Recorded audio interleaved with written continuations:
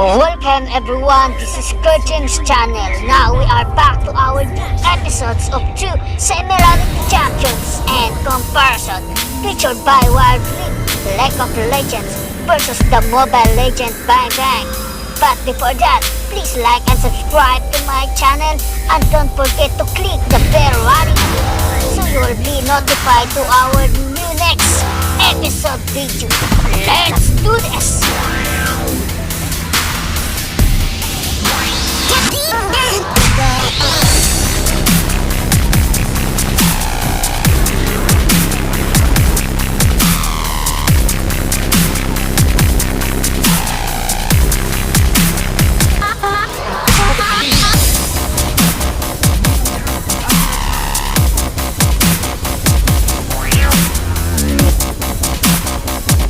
Vayne is a ranged DPS assassin.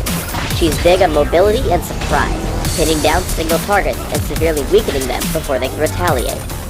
Vayne's passive is Night Hunter. When running toward an enemy champion, she gains bonus movement speed. Note that this bonus only works if you can actually see the enemy she's hunting.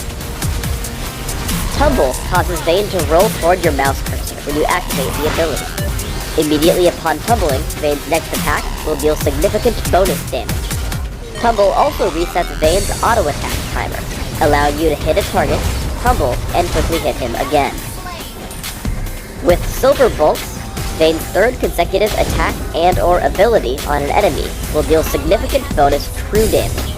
Note that hitting an alternate target will start the combo over on the new foe. Condemn damages and knocks back a single enemy. If the target is knocked into a wall, he gets stunned and takes bonus damage. Note that this spell applies one tick of Silver Bolts. Vayne's ultimate is Final Hour, which buffs her for a few seconds. While activated, Vayne gains bonus attack damage, Tumble will cause Vayne to stealth for a short time, and the bonus movement speed from Night Hunter is greatly increased. Early aggression is extremely powerful for Vayne. Sporting his new Ninja Rammus skin, I get a gank from my jungler. I push in with Tumble, saving Condemn until Katarina will be pushed into a wall. Together we kill her before she's able to recover. Vayne's harass game is very strong. If you're in range for one attack, you should shoot, tumble, attack again, and then chase for the third hit, trigger Silver Bolts. This damage is pretty much guaranteed, since Night Hunter should allow you to catch anyone. This damage will often catch opponents by surprise. Though I'm low on mana, I press into Katarina, using the shoot, tumble, shoot combo. I have to flash away from the turret to keep me from dying though. For those who are wondering why Katarina didn't use her ultimate, she had used it just before this clip. That's why I was at half health.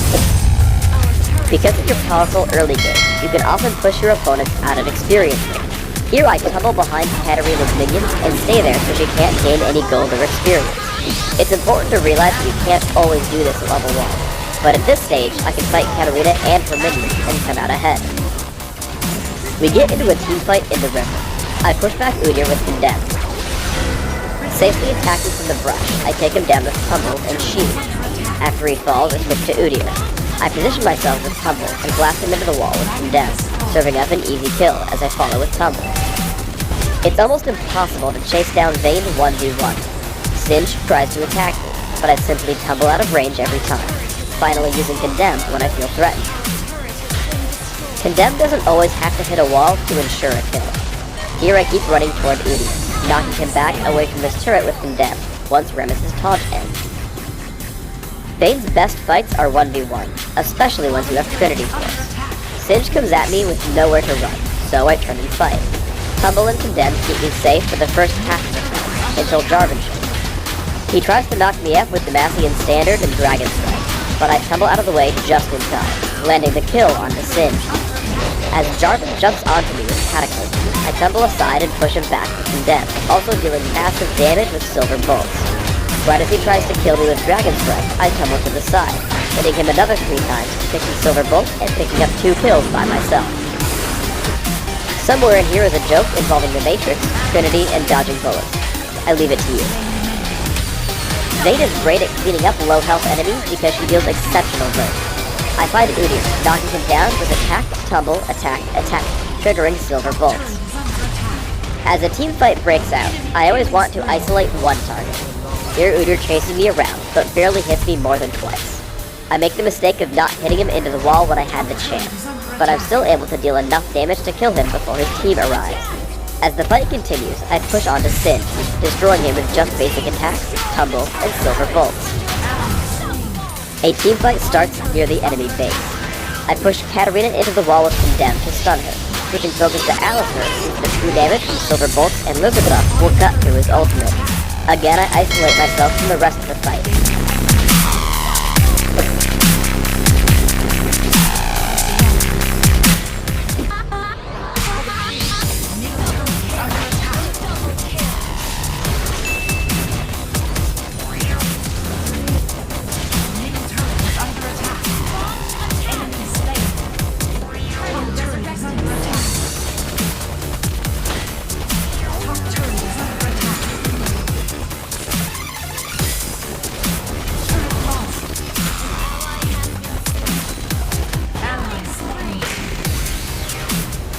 She spent most of her childhood indulged in solitary pursuits, reading, learning music, and avidly collecting the various insects found on their manor's grounds.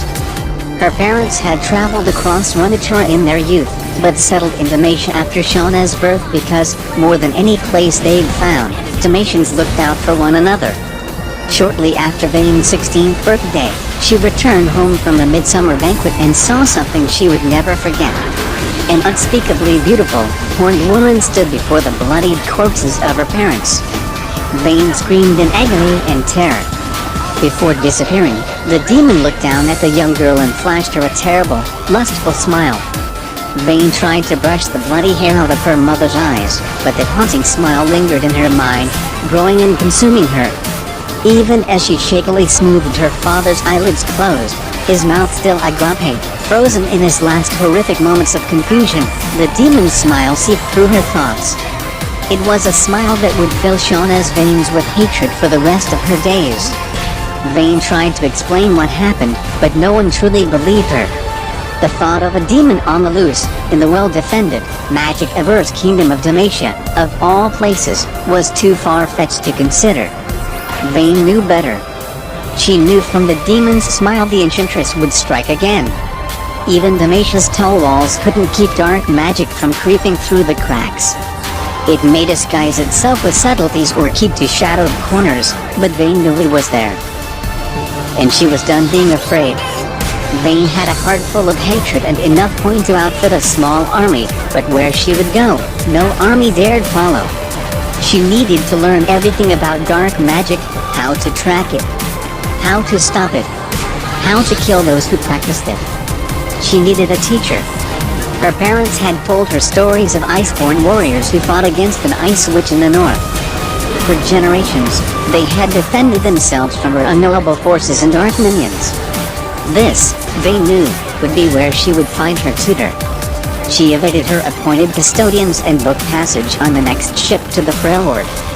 Shortly after arriving, Vayne set out in search of a monster hunter. She found one, although not in the way she intended. Traversing a frozen ravine, Vayne was ensnared by a cleverly carved ice trap.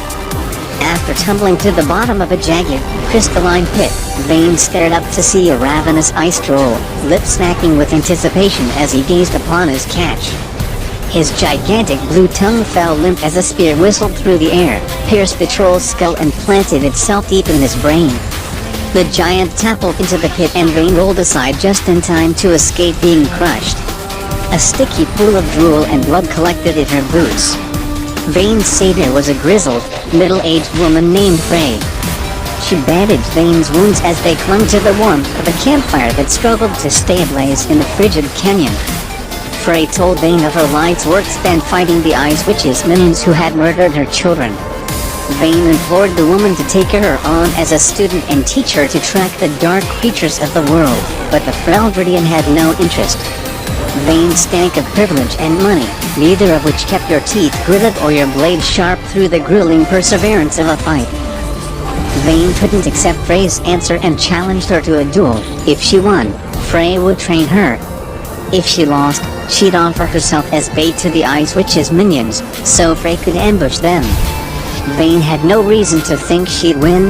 Her training amounted to a single afternoon of studying fencing before she wearied of trying to fight with one hand behind her back, but she refused to back down. To reward Vayne's medal, Frey threw snow in Vayne's eyes and subsequently taught her the first rule of monster hunting: don't play fair. Frey saw a determination in Vayne she couldn't help but respect.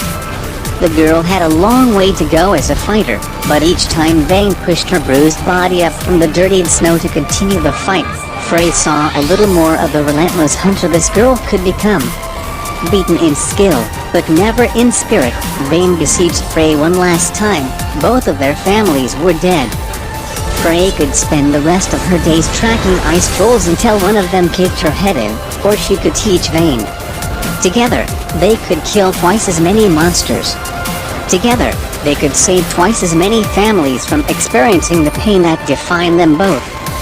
Frey saw the same hatred and loss in Vayne's eyes her own had burned with for years. Frey agreed to accompany Vayne back to Dalmatia. Together they made the journey south, heavily disguising Frey to elude Dalmatia's border guards.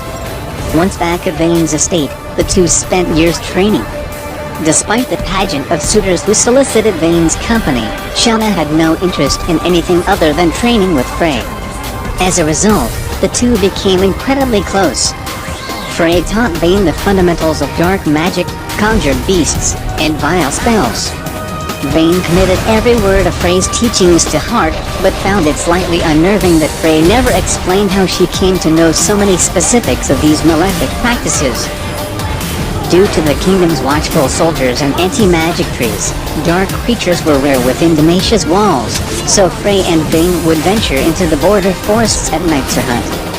Vayne earned her first kill, a bloodthirsty creature who preyed on traveling merchants, at the age of 18. Soaked in the creature's viscera, something awoke within Vayne: pleasure. The hot flush of vengeance and violence raced through her blood, and she relished in the sensation. Vayne and Frey spent several years hunting dark creatures, their respect for one another growing with every kill. One day, Vayne realized that she loved Frey like a mother, but her emotions of familial love were so tangled with pain and tainted by trauma, Vayne fought them as she would any beast out to hurt her. Vayne and Frey traveled Valoran, until tavern tales from the highlands caught their ear, whispering of a demonic horned creature of mesmerizing beauty. According to the stories, the demon had been busy. She'd formed a cult, designed to attract worshippers who would do her bidding. People would walk into the hills, never to be heard from again.